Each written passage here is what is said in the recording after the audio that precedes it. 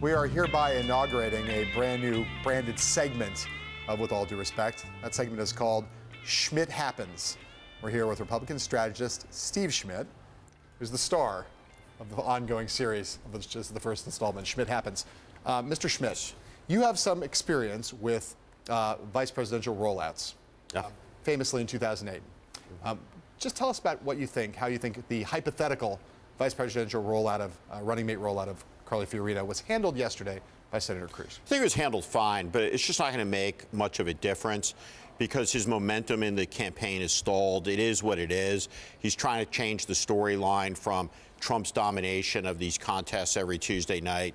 He's trying to get some energy into the campaign ahead of Indiana. So I think it went fine. But Carly Fiorina isn't a surprise. When they talked about, well, we're going to unveil the running mate, I think, a lot of people who follow this stuff, would have, bet with not very long odds that, it's likely to be Carly Fiorina. She's been road tested out there, over the course of the last month. So, at the end of the day, I think the net effect as a practical matter is a nothing burger as we wrap up this week and go into next week. I thought one of the biggest things of the week, kind of overshadowed because so much has happened, was Tuesday night when Trump was asked, are you the presumptive nominee? And he said, yeah, I'm the presumptive nominee. He clearly wants those two guys out of the race. He does.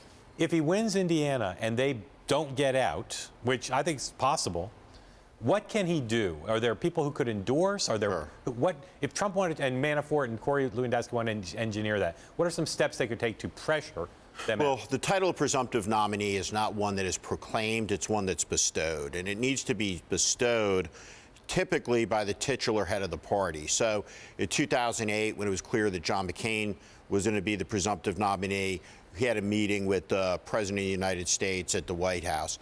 In this case, the titular head of the party is either Mitt Romney, the past nominee, or it's Paul Ryan, the ranking elected Republican in the country, or perhaps it could be Reince Priebus. Right. But it's either some combination of Priebus, Ryan, and Mitt Romney saying the obvious, which is that Donald Trump is going to be the first ballot nominee of the Republican Party. Given how contentious this whole thing has been and will continue to be in some quarters, is it possible that any of those three guys could or would say that or send that kind of signal until Trump actually goes numerically over him to a majority? Well, I think certainly Reince Priebus and Speaker Ryan, there's no upside for the Speaker wanting to maintain control of the House and certainly for Leader McConnell in the Senate to damage unnecessarily the person who will be the nominee of the party. So piling on, denying the obvious when he is on the precipice of hitting that magic number of 1237 serves nobody's purpose. So if he wins Indiana, could you imagine a world where Trump could call Reince Priebus and say, I'm getting this. You can read the abacus as well as I can. You should put out a statement, or you and I should meet, and you should send a signal that this thing's over. Is that a plausible gambit? It would be totally appropriate for him to do so. I think Reince Priebus would go and check with, a lot of his constituency, which is the membership of the Republican National Committee. But if you look at where Donald Trump is today, let's just say roughly, to make the math simple, he's at 1,000 delegates with the uncommitted in Pennsylvania. He's going to win New Jersey, winner take all. And let's be stingy in our allocation in California. And we'll say he gets 150 out of the 172 in California.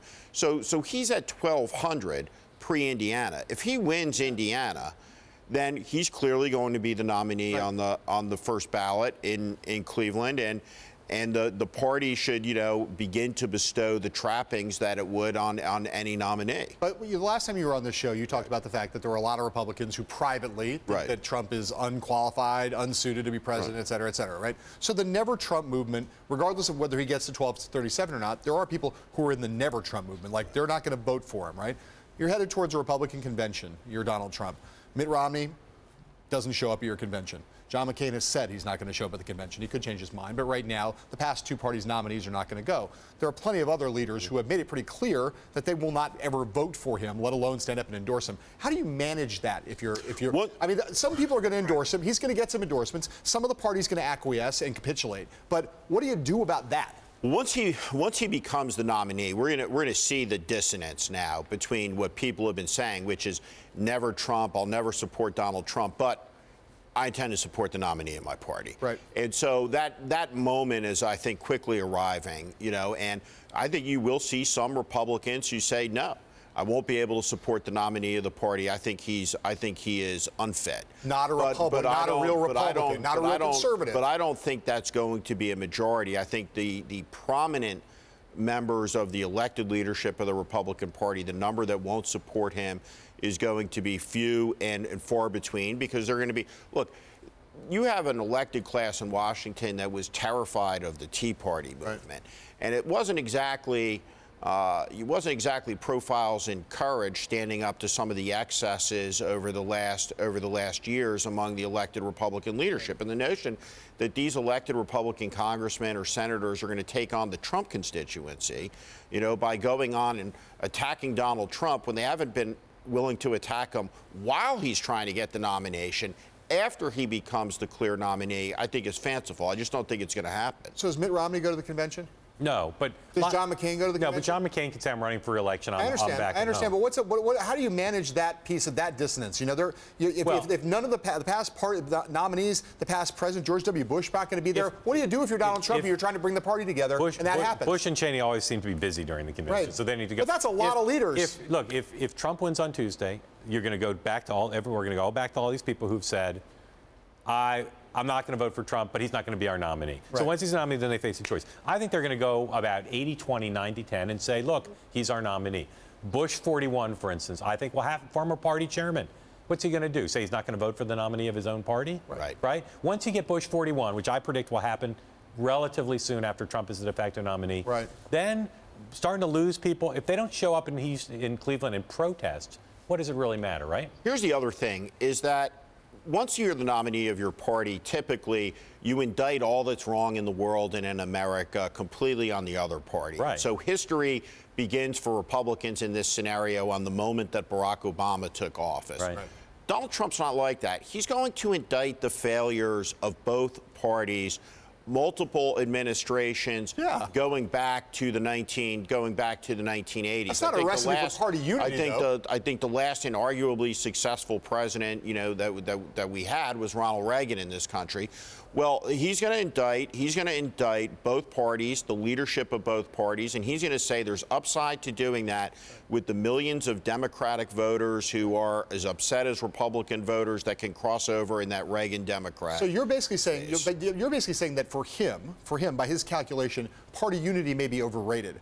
Because if you play that game, the game you're talking about him playing, that's a way to alienate large parts of the Republican Party. If you're basically making a bipartisan indictment that attacks both the Republican establishment and the Democratic establishment, you're going to have a lot of Republicans who aren't going to rally to that message. I think you're likely to see him say, welcome aboard, want everybody on board, want everybody to be on the team, but he's not going to go out of his way to make enormous concessions.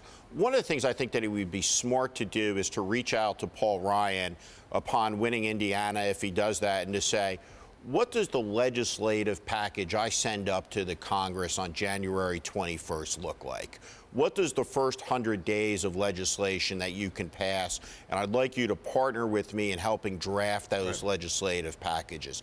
That's how he does the reach out to establishment Republicans through Paul Ryan, through the policy operation. But granting the favor of getting the favor of the Washington lobbying class, the political establishment, such as it is, it's not really important to him. I said before I thought he'd get Bush 41, and he may get some others. Who are people that if you were Trump's team, you'd be worried about that they would follow Romney's course and say, I'm going to vote for Hillary, or I'm going to write in, or I'm going to sit out? Who are people who you think who they might follow Romney's path that if you were Trump, you'd be concerned about? What he wants to avoid is a critical mass of national security figures who are respected in. So if Petraeus, who he cites all the time, for instance, said he wouldn't vote for him. General Petraeus or an Odierno or Stan McChrystal, you know, the generals of our most recent wars. But even going back, Brent Scowcroft, Henry Kissinger, you know, foreign policy doyens of the last generation or so. If they raise a temperament issue, could be problematic. Meet me at this camera. I'm telling you right now, in Brooklyn, they're going hard for many of the people on the list that Steve mentioned. The Clinton campaign is going to try to get endorsements from the very kind of people you're talking about early on to break Trump's back. So we got 30 seconds. I just got to ask this question quick, just coming right out of that.